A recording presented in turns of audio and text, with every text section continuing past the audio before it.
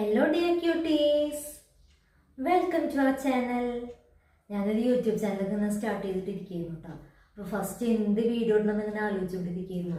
അപ്പോൾ ഇന്നത്തെ ചിങ്ങി ഒന്നായിട്ട് അമ്പലത്തിലൊക്കെ പോയിട്ടിരിക്കുക. അപ്പോൾ ഐശ്വര്യമായിട്ട് ഒരു പാലട പായസം അങ്ങോട്ട് ഉണ്ടാക്കാമെന്ന് വെച്ചാൽ കുക്കറിൽ ഈസി ആയിട്ട് അടിപൊളി പാലട പായസം. അപ്പോൾ നമുക്ക് ഉണ്ടാക്കിയാലോ? അപ്പോൾ തുടങ്ങല്ലേ?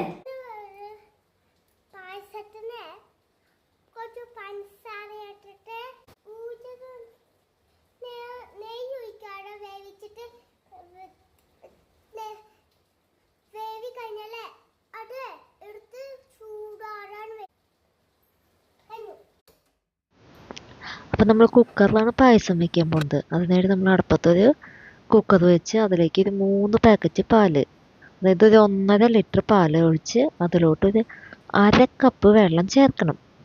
അപ്പോൾ ഒരു കപ്പിൻ്റെ മെഷറിംഗ് കപ്പിൽ ഞാനിവിടെ 1/2 ഭാഗത്തോളം വെള്ളം എടുത്തിട്ടുണ്ട്. നമ്മൾ ഈ പാലിലോട്ട് ഒഴിച്ചു. അതിന് ശേഷം നമുക്ക് വേണ്ടത് പഞ്ചസാരയാണ്. പഞ്ചസാര ഏകദേശം ഒരു 3/4 കപ്പ് തൊട്ട് 1 കപ്പ് വരെ പഞ്ചസാര നമുക്ക് എടുക്കാം. അപ്പം ഞാനിതിൽ നിന്ന് ഒരു 1/2 കപ്പ് പഞ്ചസാര അളന്നെടുക്കാം കേട്ടോ. അപ്പോൾ എൻ്റെ 1 കപ്പിൻ്റെ മെഷറിംഗ് കപ്പാണെന്ന് പറഞ്ഞല്ലോ, അതിലോട്ട് ഞാനൊരു 1/2 കപ്പോളം പഞ്ചസാര അളന്നെടുത്തിട്ടുണ്ട്. അത് ഞാൻ പാലിലോട്ട് ചേർത്തു. ഇനിയിപ്പോൾ നമ്മൾ ഒരു തവി എടുത്തിട്ട് നല്ലപോലെ പഞ്ചസാര ഇളക്കണം. ഒരു കാര്യം പ്രത്യേകം ശ്രദ്ധിക്കണം, നമ്മൾ ഇപ്പോൾ സ്റ്റൗവ് ഏറ്റവും വലിയ അടുപ്പിലാണ് വെച്ചിരിക്കുന്നത്. അപ്പോൾ തീ ഹൈ ഫ്ലെയിമിൽ തന്നെ നമുക്ക് ഈ സമയത്ത് വയ്ക്കാം. എന്നിട്ട് നമ്മൾ ഈ പഞ്ചസാര നല്ലപോലെ അലിയാൻ പാകത്തിന് ഇളക്കി കൊടുക്കുക. ഇനി പാൽ അവിടെ ഇരുന്നിട്ട് നല്ലോണം തിളക്കട്ടെ. ഈ സമയം കൊണ്ട് നമുക്ക് അട വേവിച്ചെടുക്കാം. നമുക്ക് അട 2 രീതിയിൽ വേവിക്കാം. ഒന്നെങ്കിൽ കുക്കറിൽ വേവിക്കാം, അല്ലെങ്കിൽ വെറുതെ പാത്രത്തിൽ വെള്ളം ഒഴിച്ച് വേവിക്കാം. ഞാനിപ്പോൾ പാത്രത്തിലാണ് വേവിക്കാൻ പോകുന്നത്. അപ്പോൾ അതിനായിട്ട് നമ്മൾ 1.5 ലിറ്റർ പാലിലോട്ട് ഒരു 100 ഗ്രാം അടയാണ് എടുക്കാവുന്നത്. നിങ്ങൾക്ക് നിങ്ങളെടുക്കുന്ന പാലിൻ്റെ അളവിനനുസരിച്ചിട്ട് മെഷർമെൻറ്റുകളൊക്കെ മാറ്റിയെടുക്കാം കേട്ടോ. അപ്പം ഞാനിവിടെ 1.5 ലിറ്റർ പാലിലോട്ട് 100 ഗ്രാം ആണ് അട എടുത്തുകൊണ്ട്. എന്നിൽ 200 ഗ്രാമിൻ്റെ പാക്കറ്റ് ഉണ്ടായിരുന്നത്. അപ്പോൾ അതിൻ്റെ പകുതിയോളം ഞാൻ എടുത്തിട്ടുണ്ട്. അപ്പോൾ 100 ഗ്രാം ഞാൻ അളന്നെടുത്തു. ഇനിയിപ്പോൾ ഈ അട നല്ലപോലെ കഴുകി വൃത്തിയാക്കണം. നമ്മളിപ്പോൾ ഈ അട കഴുകാൻ പോവാണ്. നമ്മൾ അട ഒരു 3-4 പ്രാവശ്യമെങ്കിലും നല്ലപോലെ കഴുകണം. അപ്പോൾ അടയൊക്കെ ഞാൻ നല്ലപോലെ കഴുകി വൃത്തിയാക്കിയിട്ടുണ്ട്. ഇനിയിപ്പോൾ ഇതിലോട്ട് കുറച്ച് വെള്ളം ഒഴിച്ചിട്ട് വേവിക്കാൻ വയ്ക്കണം. വെള്ളത്തിന് അതിന് പ്രത്യേകിച്ച് അളവൊന്നുമില്ല. നമുക്ക് ഒരു ഏകദേശം ഒരു അളവ് വെച്ചിട്ട് വെള്ളം എടുക്കാം. ഇനിയിപ്പോൾ ഞാൻ വെള്ളം ഒഴിച്ച് അട വേവിക്കാനായിട്ട് വെച്ചിട്ടുണ്ട്. നമ്മൾ ഇനി ഇതിലോട്ട് 1 ടീസ്പൂൺ നെയ്യ് ചേർക്കണം. എന്നിട്ട് നല്ലോണം മിക്സ് ചെയ്യണം. അട തമ്മിൽ ഒട്ടിപ്പിടിക്കാതിരിക്കാൻ വേണ്ടിയിട്ട് ഇങ്ങനെ ചെയ്യുന്നത്. അല്ലെങ്കിൽ ചിലപ്പോൾ നമ്മൾ അട വെന്ത് കഴിയുമ്പോൾ തമ്മിൽ ഒട്ടി നാശമായി പോവും. അതില്ലാതിരിക്കാൻ വേണ്ടിയിട്ട് ഇങ്ങനെ ചെയ്യുന്നത്. ഈ സമയത്ത് അടുപ്പത്ത് വെച്ച പാലിൻ്റെ കാര്യം നമ്മൾ മറന്നു പോയത് കേട്ടോ. പാൽ ഇടയ്ക്കിടയ്ക്ക് നമ്മൾ ഇളക്കി കൊടുക്കണം, അല്ലെങ്കിൽ തിളച്ച് പോകാനുള്ള സാധ്യതയുണ്ട്. ഞാൻ നല്ലപോലെ ഒന്ന് ഇളക്കി നോക്കുന്നുണ്ട്. അടിക്കൊന്നും പിടിക്കാണ്ട് നമ്മൾ ശ്രദ്ധിക്കണം.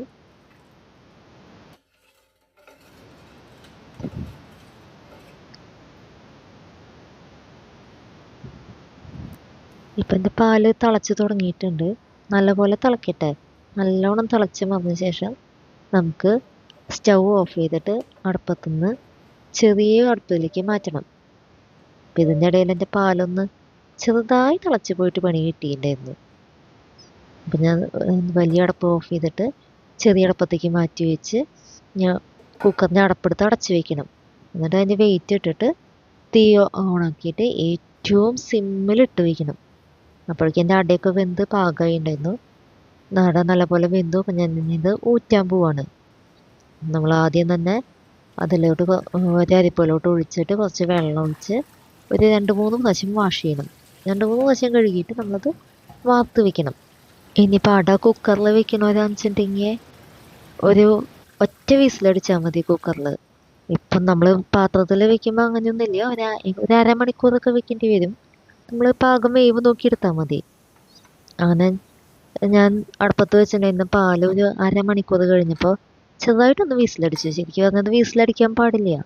വിസിലടിക്കാണ്ട് അത് ആ സിമ്മിൽ കിടന്ന് ഒരു 3/4 മണിക്കൂർ വേവണം. മിനിമം അരമണിക്കൂറെങ്കിലും വേണം. 3/4 മണിക്കൂറായ ശരിക്കും നല്ല പിങ്ക് കളർ കിട്ടും. ഇപ്പം ഞാൻ തുറന്ന് നോക്കി, അത് പ്രഷറൊക്കെ പോയപ്പോൾ ഞാൻ തുറന്ന് നോക്കിയപ്പോൾ ചെറിയൊരു പിങ്ക് കളറൊക്കെ വന്നിട്ടുണ്ട്. ശേഷം നമ്മൾ ചോട് കട്ടിയുള്ള ഒരു പാത്രത്തിലോട്ട് പാല് മാറ്റിയിട്ട് നമ്മൾ വാർത്ത് വെച്ചിരിക്കുന്ന അട ചേർത്ത് നല്ലോണം മിക്സ് ചെയ്യണം. തമ്മിൽ ഒട്ടി പിടിക്കാണ്ടും കട്ട പിടിക്കാണ്ട് തരത്തിൽ നമ്മൾ നല്ലോണം മിക്സ് ചെയ്യണം. പിന്നെ അതിലോട്ട് 1 ടീസ്പൂൺ നെയ്യ് വീണ്ടും ചേർത്തിട്ട് നല്ലോണം ഇളക്കണം. ആ നെയ്യ് നല്ലോണം മിക്സായി വരുന്ന വരയ്ക്കും നമ്മളൊന്ന് ഇളക്കിയിട്ട് പിന്നെ നമ്മൾ ചേർക്കേണ്ടത് ബാക്കി വെച്ചാൽ നമ്മൾ അളന്ന് വെച്ചാൽ ബാക്കി ഉണ്ടായിരുന്ന പഞ്ചസാരയില്ലേ അതുകൊണ്ടും ചേർത്തിട്ട് നല്ലോണം ഇളക്കിയിട്ട് തിളയ്ക്കാനായിട്ട് വെക്കണം. ഈ സമയത്ത് നമ്മൾ ഇടയ്ക്കിടയ്ക്ക് ഇളക്കി കൊടുക്കണം. ഇത് എന്താണെന്ന് വെച്ചാൽ അടയും പാലും പഞ്ചസാരയും കൂടി തിളച്ച് നല്ലൊരു പരിവായി കിട്ടാനാണ്. അപ്പോൾ നമ്മുടെ പാല് കുറുകി ഒന്ന് അടയൊക്കെ സെറ്റ് ആവണവരേക്ക് ഒരു 20 മിനിറ്റോളം ഇത് അടുപ്പിലിങ്ങനെ കിടന്ന് തിളയ്ക്കണം. അപ്പം എൻ്റെ പാലൊക്കെ തിളച്ച് കുറുകി പാകമായി ഞാനൊരു സെർവിങ് ബൗളിലോട്ട് മാറ്റാൻ നിൽക്കുകയാണ്. അപ്പോഴേക്കും കുട്ടി വന്നു. അവൾക്ക് വിളമ്പണം എന്ന് പറഞ്ഞിട്ട് അങ്ങനെ അപ്പോൾ അവളെ കൊണ്ട് വിളമ്പിക്കാൻ നിൽക്കുക. അവൾ ഇതേ സെർവിങ് ബൗളിലോട്ട് സെർവ് ചെയ്യാൻ നിൽക്കുക.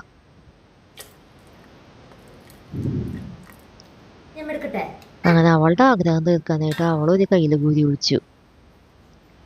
അത് കഴിഞ്ഞ് അവളുടെ വഴിക്ക് പോയി. ഞാൻ ബാക്കി കോരി ഒഴിച്ചു. അപ്പൊ നമ്മുടെ പായസം റെഡി ആയിട്ട് നമുക്ക് ടേസ്റ്റ് ചെയ്യാം. ടേസ്റ്റ് ചെയ്യാനായിട്ടേ ഒരാളെ വിളിക്കാം.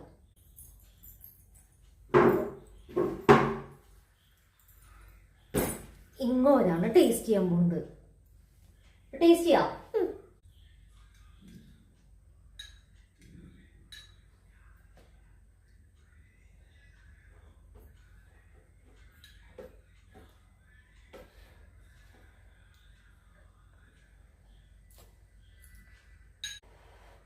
ടേസ്റ്റ് നോക്കി.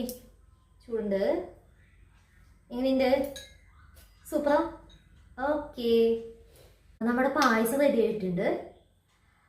അപ്പോൾ രാധുക്കുട്ടി ടേസ്റ്റ് ഒക്കെ നോക്കി സൂപ്പറാന്ന് പറഞ്ഞു. ഞാനൊന്ന് കഴിച്ചോട്ടെ.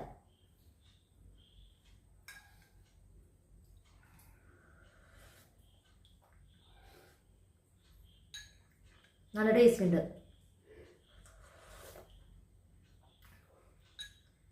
അപ്പോൾ എന്തായാലും ഓണല്ലേ, അപ്പോൾ 10 പായസത്തിൻ്റെ വീഡിയോ ഇടാമെന്ന് വിചാരിക്കുന്നുണ്ട്. അതിൽ ഒന്നാമത്തെ പായസമായിരുന്നു നമ്മുടെ പാലട.